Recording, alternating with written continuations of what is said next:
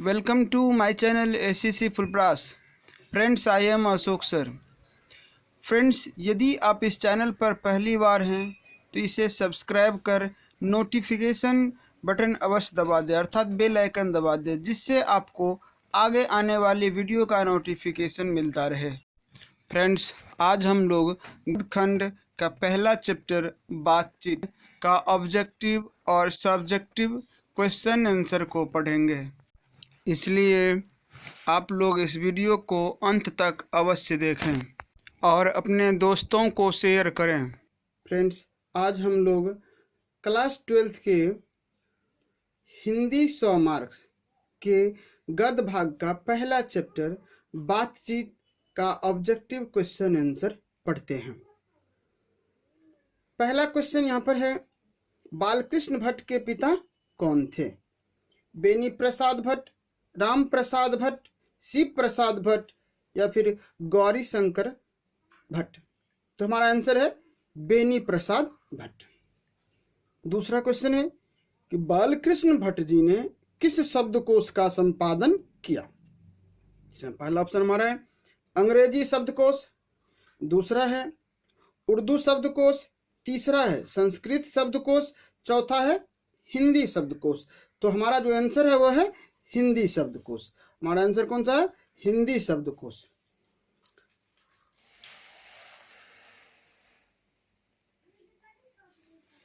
तीसरा क्वेश्चन हमारा है कि बालकृष्ण भट्ट किस काल के रचनाकार हैं? ऑप्शन है आदिकाल, दूसरा है भक्ति काल, तीसरा रीति काल और चौथा आधुनिक काल. तो आंसर हमारा होगा आधुनिक काल. क्वेश्चन नंबर 4 जो हमारा है वो है, बालकृष्ण भट्ट किस युग के रचनाकार हैं? बालकृष्ण भट्ट किस युग के रचनाकार हैं? तो इसमें ऑप्शन है हमारा ए भारतेंदु युग, बी प्रेमचंद युग, सी द्विवेदी युग और डी इनमें से कोई नहीं. तो हमारा आंसर होगा भारतेंदु युग. अगला क्वेश्चन हम लोगों का है 5 नंबर, बातचीत से मन किस प्रकार का हो जाता है? तो पहला ऑप्शन है भारी और बोझिल, दूसरा हल्का और स्वस्थ, तीसरा मैला कुचैला, चौथा क्रोधपूर्ण. तो बातचीत करने से हम लोगों का मन कैसा होता है? हल्का और स्वस्थ हो जाता है. हल्का और स्वस्थ हो जाता है. यहाँ पर है अगला क्वेश्चन है 6 नंबर कि बालकृष्ण भट्ट ने किस पत्रिका का संपादन किया था? बालकृष्ण भट्ट ने किस पत्रिका का संपादन किया था? तो पहला हुंकार, दूसरा प्रदीप, तीसरा आर्यावत और चौथा है पंजाब केसरी. तो हमारा जो ऑप्शन होगा वो होगा प्रदीप. क्वेश्चन नंबर जो 7 है वो है कि निम्न में से कौन सा बालकृष्ण भट्ट का निवास स्थान है? निम्नलिखित में से कौन सा बालकृष्ण भट्ट का निवास स्थान है? पहला ऑप्शन है इलाहाबाद उत्तर प्रदेश, दूसरा है लखनऊ उत्तर प्रदेश, तीसरा है मथुरा उत्तर प्रदेश और चौथा है वाराणसी उत्तर प्रदेश. तो आंसर होगा इसमें इलाहाबाद उत्तर प्रदेश, जो आज का क्या है? प्रयागराज है. हमारा 8 नंबर क्वेश्चन है कि आर्ट ऑफ कन्वर्सेशन कहाँ से लोगों में सर्वाधिक प्रचलित है? कहाँ के लोगों में सर्वाधिक प्रचलित है? तो होगा पहला भारत के, दूसरा यूरोप के, तीसरा अफ्रीका के और कनाडा के. तो इसमें आंसर होगा हमारा यूरोप के. क्वेश्चन नंबर 9 देखिए कि बालकृष्ण भट्ट की माँ का क्या नाम था? तो दोस्तों हम लोग पहले भी पढ़ चुके हैं कि बालकृष्ण भट्ट के माँ का नाम क्या है? पार्वती देवी है. अगला क्वेश्चन है कि बालकृष्ण भट्ट का जन्म कब हुआ था? तो ये हम लोग पहले भी पढ़ चुके हैं कि 23 जून 1844 को हुआ था. 11 नंबर क्वेश्चन कि 100 अजान एक सुजान उपन्यास के लेखक कौन है? 100 अजान एक सुजान के उपन्यास के लेखक कौन है? रघुवीर सहाय, जयप्रकाश नारायण, बालकृष्ण भट्ट, मोहन राकेश. तो इसमें आंसर होगा हमारा बालकृष्ण भट्ट. अगला देखिए, किसके न होने से सृष्टि गूंगी प्रतीत होती है? हमारा 12 नंबर क्वेश्चन जो है वो है कि किसके न होने से सृष्टि गूंगी प्रतीत होती है? पहला स्मरण शक्ति, दूसरा श्रवण शक्ति, तीसरा वाक्य शक्ति और चौथा दिव्य शक्ति। दोस्तों कहना है कि किसके न होने से सृष्टि गूंगी प्रतीत होती। गूंगा मतलब होता है कि जो बोल नहीं पाता है या जिसमें बोलने की क्षमता नहीं होती है। तो आंसर होगा इसमें वाक्य शक्ति।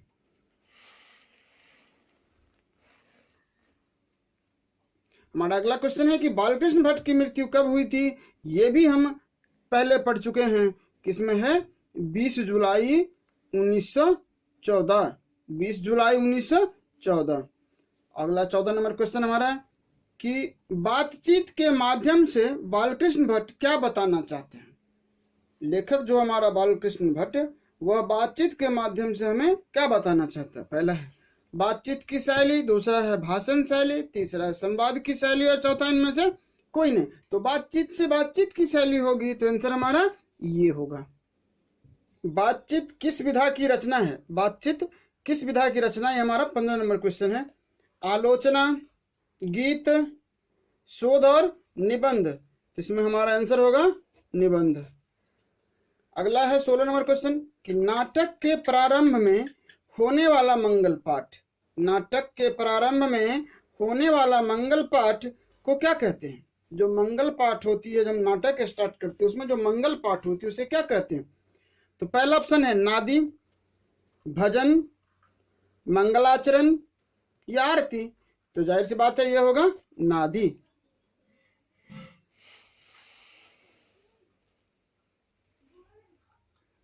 हमारा 17 नंबर क्वेश्चन है कि रॉबिन्सन क्रूसो को कब तक मनुष्य का मुख देखने को न मिला। रॉबिन्सन क्रूसो को कब तक मनुष्य का मुख देखने को न मिला। 12 वर्ष तक, 16 वर्ष तक। तो अगला क्वेश्चन हमारा 17 नंबर कि रॉबिन्सन क्रूसो को कब तक मनुष्य का मुख देखने को न मिला। पहला आंसर है 12 वर्ष तक, दूसरा 17 वर्ष तक, तीसरा 10 वर्ष तक, चौथा 16 वर्ष तक। तो हमारा आंसर होगा 16 वर्ष तक। अगला है कि भट्ट जी को किसने अंग्रेजी साहित्य के एडिशन और स्टील की श्रेणी में रखा। जो हमारा लेखक है बालकृष्ण भट्ट, उसको किसने अंग्रेजी साहित्य के एडिशन और स्टील की श्रेणी में रखा। तो ऑप्शन होगा पहला हजारी प्रसाद द्विवेदी, बी होगा डॉक्टर नागेंद्र, सी होगा रामचंद्र शुक्ल और डी होगा रामविलास शर्मा। तो जो हमारा सही आंसर है वह है रामचंद्र शुक्ल। रामचंद्र शुक्ल जी ने भट्ट जी को अंग्रेजी साहित्य के एडिशन और स्टील की श्रेणी में रखा है।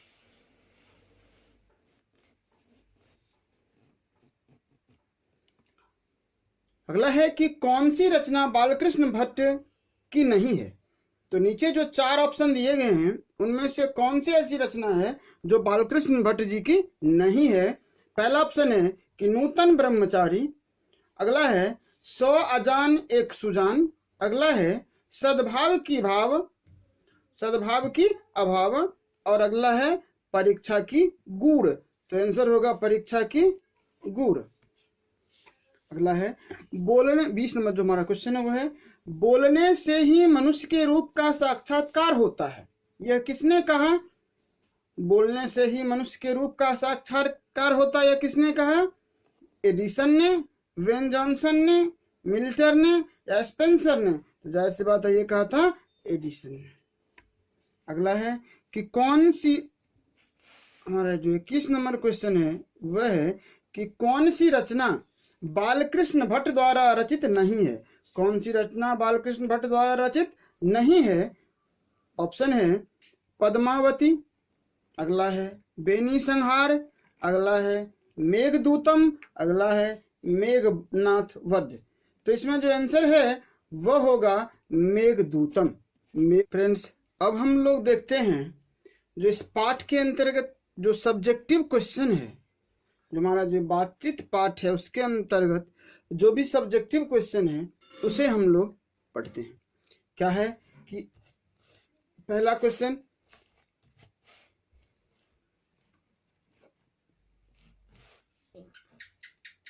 कि अगर हम में वाक शक्ति न होती तो क्या होता। यदि हम में बोलने की क्षमता नहीं होती तो क्या होता। तो इसका आंसर देखिए कि अगर हम में वाक शक्ति नहीं होती तो यह समस्त सृष्टि गूंगी प्रतीत होती। स्वाभाविक है कि जब हम बोल नहीं पाते, किसी को बोलने की क्षमता नहीं होती, कोई नहीं बोल पाता, तो सभी आदमी गूंगे लगते, सभी लोग चुपचाप बैठे रहते, और हम जो बोलकर एक दूसरे का सुख दुख का अनुभव करते हैं वो वाक शक्ति के अभाव के कारण नहीं हो पाता। यह है कि वाक शक्ति न होने के कारण एक दूसरे से कह सुन भी नहीं पाते और न ही अनुभव कर पाते।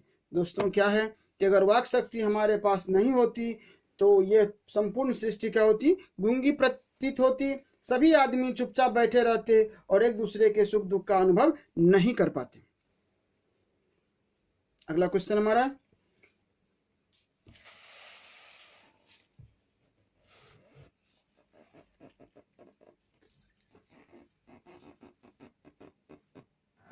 बातचीत के संबंध में वेन जॉनसन और एडिसन के क्या विचार हैं?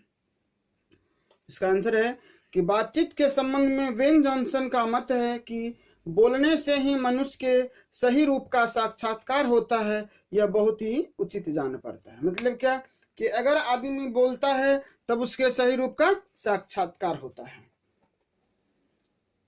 एडिसन का मत है कि असल बातचीत सिर्फ दो व्यक्तियों में हो सकती है, जिसका तात्पर्य हुआ जब दो आदमी होते हैं तभी अपना दिल एक दूसरे के सामने खोलते हैं। जब तीन हुए तब वह दो बात कोसों दूर हो गई, अर्थात वे दोनों व्यक्ति आपस में खुलकर बात नहीं कर पाते। तो दोस्तों, एडिसन का मत था कि अगर हम दो व्यक्ति होते हैं तो एक दूसरे को अपनी बातें खोलकर बोलते हैं, परंतु अगर उसमें कोई तीसरा व्यक्ति आ जाता है तो हम खुलकर बात नहीं कर पाते। और जो हमारा अगला क्वेश्चन है वह है आर्ट ऑफ कन्वर्सेशन क्या है? आर्ट ऑफ कन्वर्सेशन क्या है? इसमें देखिए दोस्तों कि आर्ट ऑफ कन्वर्सेशन बातचीत करने की एक कला है जो यूरोप के लोगों में प्रचलित है। ये कहाँ के लोगों में है? यूरोप के लोगों में। इस बातचीत की कला की पूर्ण शोभा काव्य कला प्रवीण विद्वत मंडली में है। साथ ही इसका अन्य नाम शुद्ध गोष्ठी है। मतलब क्या कि आर्ट ऑफ कन्वर्सेशन कला जो है वह विद्वान लोगों के बीच की एक विधि है, कला है बोलने की। इस प्रकार आर्ट ऑफ कन्वर्सेशन मनुष्य के द्वारा आपस में बातचीत करने की उत्तम कला है, जिसके द्वारा मनुष्य बातचीत को हमेशा आनंदमय बनाए रखता है। अगला क्वेश्चन हमारा कि मनुष्य की बातचीत का उत्तम तरीका क्या हो सकता है? मनुष्य की बातचीत का उत्तम तरीका क्या हो सकता है? इसके द्वारा वह कैसे अपने लिए सर्वथा नवीन संसार की रचना कर सकता है? इसके द्वारा वह कैसे अपने लिए सर्वथा नवीन संसार की रचना कर सकता है? तो इसका आंसर यहाँ पर है कि मनुष्य में बातचीत का सबसे उत्तम तरीका उसका आत्मवार्तालाप। आत्मवार्तालाप मतलब खुद से वार्तालाप। मनुष्य अपने अंदर ऐसी शक्ति विकसित करे जिसके कारण वह अपने आप से बात कर लिया करे। आत्मवार्तालाप से तात्पर्य क्रोध पर नियंत्रण है, जिसके कारण अन्य किसी व्यक्ति को कष्ट न पहुंचे, क्योंकि हमारी भीतरी मनोवृत्ति हमेशा बदलती रहती है। लेखक बालकृष्ण भट्ट जी इस मन को प्रपंचात्मक संसार का एक बड़ा आईना के रूप में देखते हैं, जिसमें जैसा चाहो वैसी सूरत देख लेना कोई असंभव बात नहीं। अतः मनुष्य को चाहिए कि मन के चित्त को एकाग्र कर मनोवृत्ति स्थिर कर अपने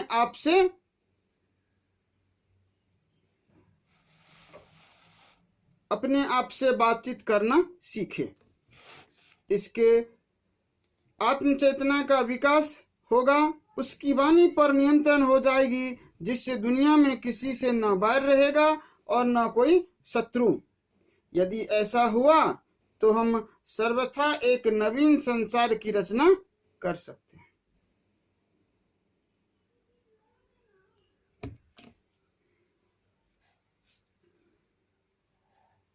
आगे है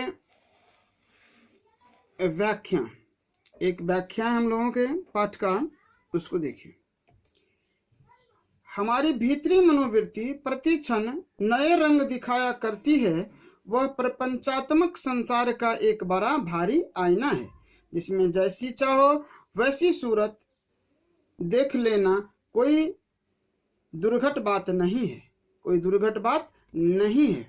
इसकी हमें व्याख्या करनी है। प्रस्तुत पंक्ति हमारे पाठ्य पुस्तक दिगंत भाग 2 के महान विद्वान लेखक बालकृष्ण भट्ट द्वारा रचित बातचीत शीर्षक निबंध से उद्धृत है। इन पंक्तियों लेखक ने लिखा है कि जब मनुष्य समाज में रहता है तो समाज से ही भाषा सीखता है। भाषा उसके विचार अभिव्यक्ति का माध्यम बन जाता है, परंतु उसके अंदर मनोवृत्ति स्थिर रहती है। मन की चंचलता के कारण एक मनुष्य दूसरे मनुष्य को दोस्त अथवा दुश्मन मान लेता है। वह कभी क्रोधित होता है तो कभी मीठी बातें करता है। मनुष्य के मन की स्थिति गिरगिट के रंग बदलने जैसी होती है। लेखक का कहना है कि मनुष्य का जो मन है वह गिरगिट की तरह अपना रंग बदलता है। लेखक कहता है कि मन आईना के समान है। विद्वान लेखक इससे बचने के लिए सलाह देते हैं कि अपनी जीवा पर नियंत्रण रखना होगा। यदि मन पर हमारा नियंत्रण हो गया तो बड़े से बड़े अजय शत्रु भी बिना प्रयास के हमारे वश में हो सकेंगे। अतः हमारी मनोवृत्ति पर नियंत्रण करना होगा, जिससे हमें न किसी से बाहर झगड़ा शत्रुता होगा और हम अपने नवीन संसार की रचना कर सकेंगे। साथ ही बातचीत के माध्यम से जीवन का रस ले सकेंगे। सच है, जब तक मनुष्य बोलता नहीं तब तक उसका गुण दोष प्रकट नहीं होता है। ये हमारा एक और व्याख्या का टॉपिक है, जिसकी व्याख्या इधर है कि प्रस्तुत पंक्तियां हमारे पाठ्य पुस्तक दिगंत भाग 2 के बालकृष्ण भट्ट रचित बातचीत निबंध से ली गई है। कहां से ली गई है? तो बातचीत नामक निबंध जो महान कवि बालकृष्ण भट्ट ने रची है। लेखक इस निबंध के माध्यम से यह बताना चाहता है कि बातचीत एक विशेष तरीका है जिसके कारण मनुष्य आपस में प्रेम से बातें कर सकता है और आनंद उठाता है, परंतु मनुष्य जब वाचाल हो जाता है अथवा बातचीत के दौरान अपने आप पर काबू नहीं रख पाता है तो वह दोष है। क्या है कि जब मनुष्य बातचीत के दौरान क्रोधित हो जाए या फिर अनाप शनाप बोले तो वह उसका क्या है? दोष है। परंतु जब वह बड़ी संजीदगी से सलीके से बातचीत करता है तो वह उसका क्या है? गुण है। मनुष्य के मूक रहने के कारण उसके चरित्र का कुछ पता नहीं चलता, परंतु वह जैसे ही कुछ बोलता है तो उसकी वाणी के माध्यम से गुण दोष प्रकट होने लगते हैं। अतः बोलने से ही मनुष्य के गुण दोष की पहचान होती है। यहीं पर हम लोगों का ये बातचीत चैप्टर का द एंड होता है। तो please subscribe, like and share this video. Thanks for watching.